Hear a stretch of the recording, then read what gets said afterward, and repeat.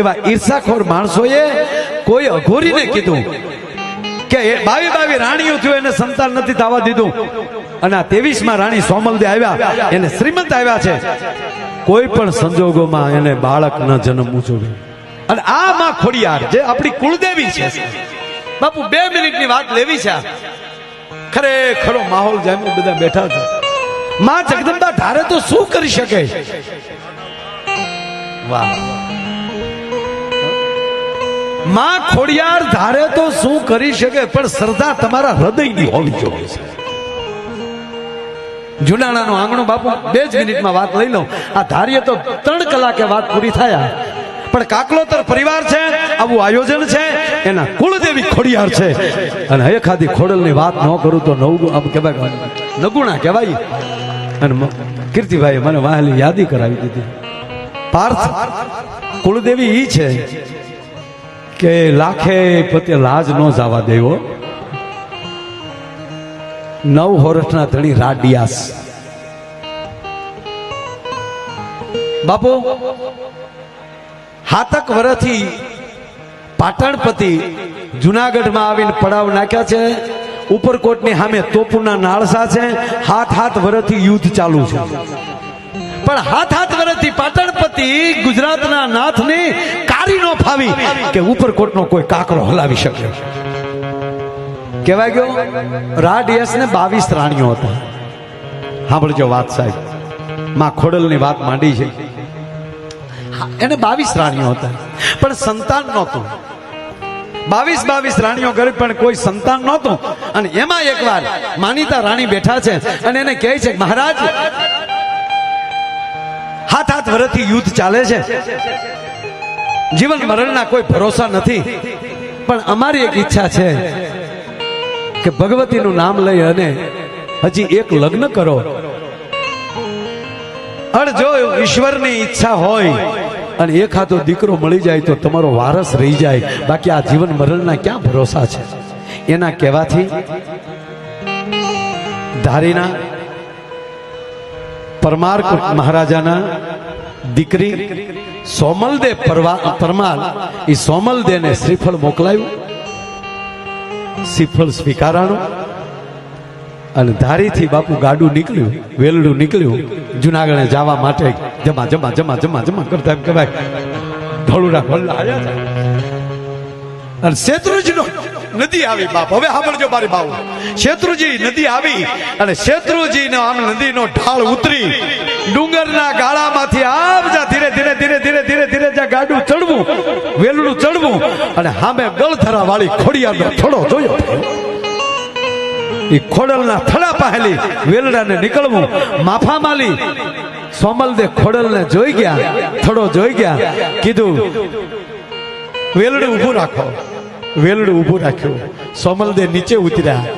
નીચે ઉતરીને માં ખોડલના ફળા સામું જોઈ ખોળો પાથરી તેથી સોમલદે એટલું બોલ્યા કે હે ખોડિયાર, મારી ને મહારાજાની ઉંમરમાં તો બહુ મોટો ફેર છે, પણ હું મારા સંસારનું સુખ માણવા માટે હું નથી જાતી. મહારાજાને વંશ વેલો જોવે છે, એનો વારસદાર જોવે છે. ઈ આશાથી હું એ માં ખોડલ હું તારી પાસે ખોલો પાથરીને કહું, રાણા રખોપા કરજે અને રાની ઈચ્છાઓ પૂરી કરજે, એનો વારસદાર દેજે અને મારી ભેરે રહેજે. એટલું કહીને વેલડામાં બેસી ગયા. ટૂંકી વાત લઉં સાહેબ, સોમલદે ક્યાં ગયા? માં ખોડલની કૃપાથી 5 મહિના થયા. શ્રીમતનો પ્રસંગ આવ્યો. આખા જુનાળામાં હરખની હેલી ચડી. અને ઓલી બાજુ બન્યું એવું કે ઈર્ષાખોર માણસોએ, જેને વહનો તો આનો રહેવા દેવો, એવા ઈર્ષાખોર માણસોએ કોઈ અઘોરીને કીધું કે 22 રાણીઓ થયું એને સંતાન નથી થવા દીધું, અને આ 23માં રાણી સોમલદે આવ્યા એને શ્રીમંત આવ્યા છે, કોઈ પણ સંજોગોમાં એને બાળક ન જન્મવું જોઈએ. એ અઘોરીએ પૂતળું આપ્યું, અડદનું પૂતળું કરી એની માથે કામણ કર્યા, જે કાંઈ હતું તે કીધું. રાણીઓ જે માણસો જે આવ્યા તેને કે આને તમે ધરતીમાં દાટી ગયો, જ્યાં સુધી આ પૂતળું ધરતીમાં રહેશે ત્યાં સુધી સોમલદેને સંતાનની પરસુતા નહીં થાય. બન્યું એવું સાહેબ. 9 વર્ષ વી ગયા અને યુદ્ધના 16 વર્ષ પૂરા થયા. માથેલી 9 વર્ષ ગલથોલિયા ખાઈને વયા ગયા. હવે સોમલદેનું ખાલી પેટ વધ્યું છે, હાથ પગ ગળી ગયા છે. અને ફરીવાર ઈર્ષાખોર માણસોએ રાજાના કાન ભંભેર્યા અને કીધું કે આ બીમારીનું ઘર મહારાજા ક્યાંથી લાવ્યા?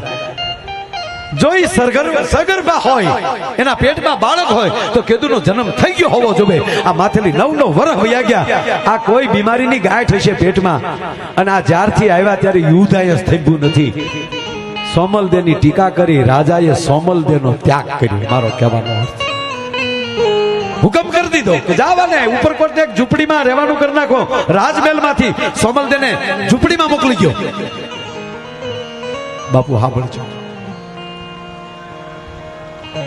મેં પહેલા કીધું ને, પતિ પત્નીનો સાથ હોય ને તો દુનિયાના કોઈના બાપની તેવડ નથી કે કોઈ ઝૂકી જાય. પણ હવે ઘરનો જ મોભ નમે, ઘરના પતિએ ત્યાગ કર્યો.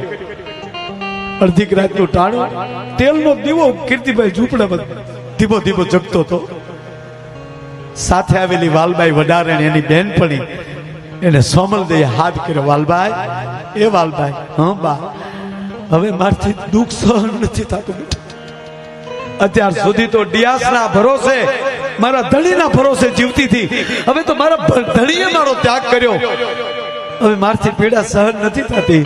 એક કામ કરને વાલબાઈ, જો મારી બેનપણી જ હો, મારી બેન જેવી હો, મારું દુઃખ તારું દુઃખ હોય તો હવે અમલ ઘોલને અમલ પીને મારો આળખો પૂરો કરી નાખો.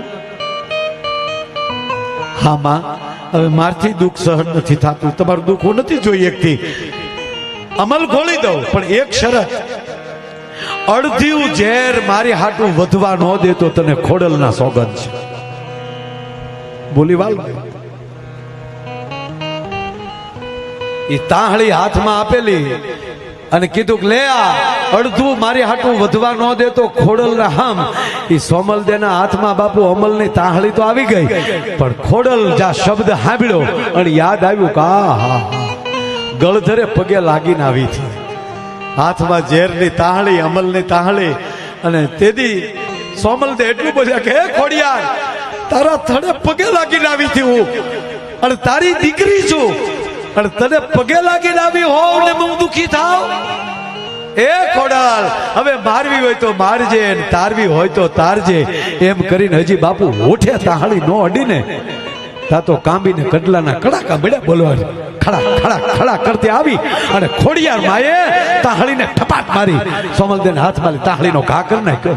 અને માં ખોડિયાર બોલ્યા, સોમલદે પાંગે તે જ ઊભી થી, પણ યાદ કર તો આવું ને. તું ભૂલી ગઈ મને? અહીંયા પાંગે તે જ ઊભી હતી તારી પાસે. માં મને માફ કરજે, માં મને માફ કરજે. વાલબાઈ દાસી સાહેબ એ બેનું સાંભળજો મારી માવું. વાલબાઈ પગમાં કીર્તિભાઈ દડતી હતી. ખોડલજા ખમા ખોડિયા, ખમા હું કામ દડતી હતી કહો? વાલબાઈ એમ કહેતી હતી, મેં તો ભૂલે ચૂકે કોઈ દી માં તારું નામ નથી લીધું, પણ તારું ભજન કરનારની દાસી સૌ ને એમાં મને દર્શન થયા છે. તારું જે ભજન કરે છે એની હું સેવા કરું. આવા સાધુડાની સેવા કરો ને તોય કોક દી ઠાકરના દર્શન થઈ જાય સાહેબ. માં, મેં તો વાલબાઈ કહે છે, મેં તો સોમલદેની સેવા કરી. ખમા વાલબાઈ, ખમા તને. માં ખોડલ કહે છો, ખમા તને વાલબાઈ, તે મારી દીકરીની સેવા કરી.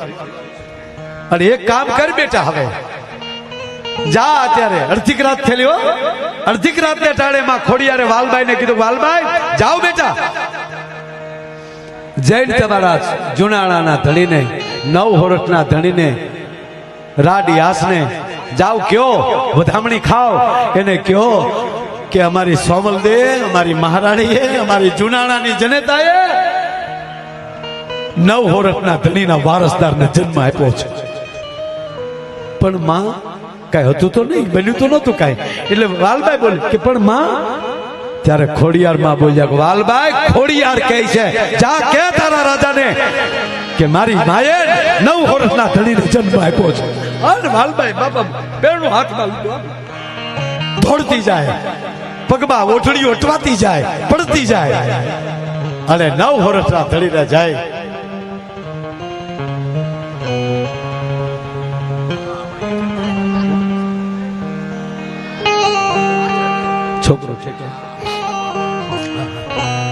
દીકરી દોડતી જાય અરે કહેવાય ગયો સાહેબ 9 વર્ષના ધણી રા ડિયાસના મેલે આવી અને ત્યારે એ પેલા એ ઓય માં ખોડિયાર કરતા મોટું કામ હતું.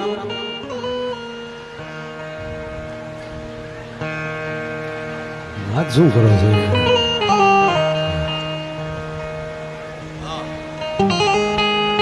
રા ડિયાસને કહે છે 9 વર્ષના ધણીને ઘણી ખબર.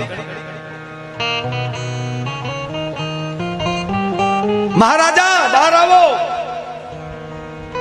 રાજા કાટ કાટ કાટ કાટ પગથિયા રાજમહેલના ઉતર્યા છે. વાલભાઈ શું સમાચાર છે? મહારાજાને ઘણી ખમા. અમારી માં હોનલ પરમારે 9 વર્ષના ધણીના વારસદારને જન્મ આપ્યો છે. તા તો ડોકમાં મોતીની માળા છૂટી ગઈ. અને મહારાજાએ કીધું ખારીકું વેચો, નોબતું વગાડો. એટલા વર્ષ પછી હોરઠના વારસદારનો જન્મ થયો. હવે અહીંયા નોબતું મળી વાગવા, ખારીકું મળી વેચાવા, દીકરાના એમ કહેવાય જન્મની વધાયું મળી થવા. હવે જેને પૂતળું દાટ્યું હતું ને એ લોકો ભેગા થઈ ગયા. એ કે ઓલું આ તો આપણે કીધું હતું પૂતળું ભોમાં હોય ત્યાં સુધી જન્મ નહીં થાય તો કઈ હળી તો નહીં ગયું હોય ને. આ જન્મ થયો છે. અને જય અને સાહેબ જોવા હાટું એ પૂતળું જ્યાં દાટ્યું હતું એ પૂતળાને જ્યાં બહાર કાઢવું કીધું હતું ને જમીનમાં હશે ત્યાં સુધી જન્મ નહીં થાય. અને જોવા માટે જ્યાં પૂતળાને બહાર કાઢવું અને અહીંયા સોમલ દેને પરસુતા થાવી. અને મને કહેવા ગયો બાપ તેથી હું એણ્યું કોઈ પાસે નહોતી. જગદંબા ખોડિયાર પોતે બાજુમાં ઊભી હતી અને પેળિયામાં જીલ્યો નવઘણનો. તેથી ખોડિયાર બોલ્યા ખમા પધારો, 9 વર્ષના ધણી પધારો બાપ. અને હે સોમલ દે આનો 9 ચોમાસા પછી જન્મ થયો છે. ઘણ કહેતા ચોમાસું, ગણ વીતી છે, ઘણા પડશે ઘણનો અર્થ ચોમાસું. આના 9 ચોમાસા માથેલી ગલથોલિયા ખાઈ ગયા પછી જન્મ થયો છે. હવે જેનું નામ જ માં ખોડિયારે પાડ્યું હોય કે સોમલ દે આનું નામ નવઘણ રાખજે, કારણ કે 9 ચોમાસા પછી જન્મ્યો છે એટલે આનું નામ નવઘણ રાખજે. અને તારો દીકરો મોટો થાય, હવા વરહનો થાય, ક્યારેક ગળધરે આવીને મારો ખીચડો મારી લાપસી કરી જાય અને પછી નવઘણને કહેજે કે જારો જરૂર પડે ત્યારે કાળી દેવ સકલી થઈને એના ભાલે નો બેહું તો હું ખોડિયાર નો કહેવા બોલા. ઈ જગદંબા એનો પરિવાર અને ઈ જ્યારે આવા રૂડા કાર્ય કરતા હોય ત્યારે છેલ્લે હું વિનંતી કરું કીર્તિદાનભાઈને કે મારો બાપ છેલ્લે એવી જમાવટ લઈને આવે. ભાઈ શ્રી કીર્તિદાનભાઈ ગઢવી તાળવીના ગળાથી વધાવો. ભાઈ શ્રી કીર્તિદાનભાઈ ગઢવી.